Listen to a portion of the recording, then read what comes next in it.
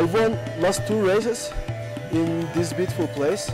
I'm really happy, and I want to say again, I'm very thankful to everyone. Pakistan Zindabad.